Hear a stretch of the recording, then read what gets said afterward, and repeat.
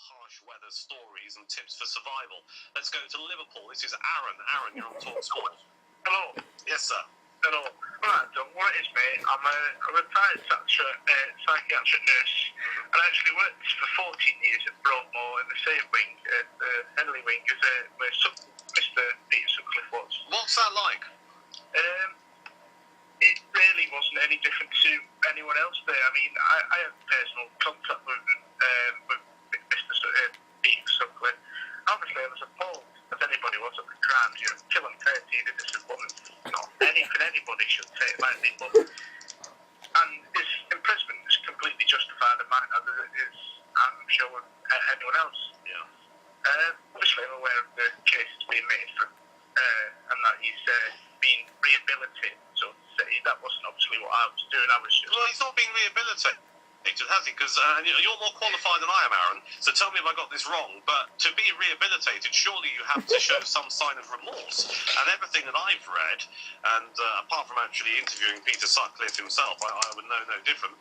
He's never shown any sign of remorse for his crime. So surely he can't be rehabilitated.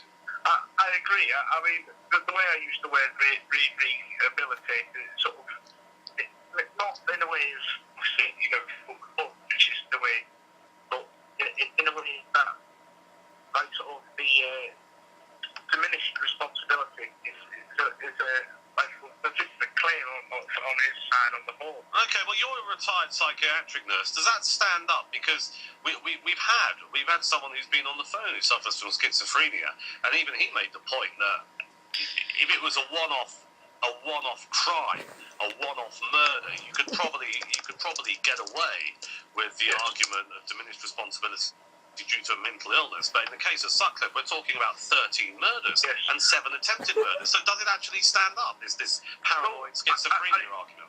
I think he has a right to appeal, but personally myself, I don't think after killing 13 women he should be let out. Right. And I mean, because he's been diagnosed mentally ill, there's no way he should have any sort of death penalty put on him. You know, people are calling up to not just tonight, but over the past year, saying, you know, he should have had the death penalty. And I can understand why they say that, but then you start this very slippery slope of effectively executing people who are mentally ill, and that personally, for me, doesn't sit too right, really. I mean, because where are you going to start drawing the line?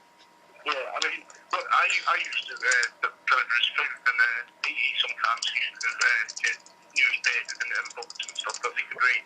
And Peter Sutcliffe was almost like a normal man. It was, I think that's what was one of the most scary things about him. Aaron, did you spend a great deal of time with him? Every morning I used to speak to him for around 2 to 3 minutes just about current affairs. Okay, so what goes through your mind, Aaron? And maybe you're going to tell me it goes with the job of being a psychiatric nurse, the role that you've since retired from. But you're dealing with a man who you know has committed some horrific crimes. He murdered 13 females, one of which had a son, who we're going to talk to later on in this show, Richard McCann. He murdered 13 women. He attempted to murder 7 others. And there are you on a Tuesday morning talking to him about the cricket score. What goes through your head? Yes, well, obviously, I mean, we're told that we can't, obviously, I'm not going to go into his cell and ask him nothing because, you know, it can indict him into, you know, considering he's being diagnosed mentally, he says, you know, something not like flash, but it could trigger something if someone asking that why he's murdering people. So the only thing we can do when we talk to them is talk to them about something like previous or current government or something like that. But I've not big experiences with that. Yeah, but Aaron, what goes through your mind when you're dealing with someone who's a serial killer? It's just you've just really got to treat it like you're talking to. If you feel like that much you're talking to someone who's killed 13 times, then I, you know, if I thought that like going to his cell, I don't think I could actually have a conversation with him. I've just got to tell to myself I'm sort of speaking to a normal person. I'm bored. You found him when you were a psychiatric nurse in Broadmoor. You found him to be pretty much like a normal human being. I mean, if I was to have a conversation with one of my friends about the, you know, current affairs, it was no different to that.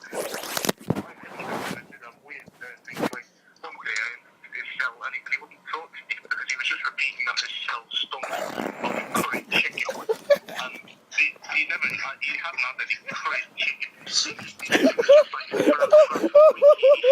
complaining because that his cell stunk of curry chicken. It was completely bizarre. It was just the most surreal thing. Because, you know, I'd been speaking to him every day for around 5 years. Same for a week, but it's not curry chicken. So, sorry, his cell smelled of curry chicken.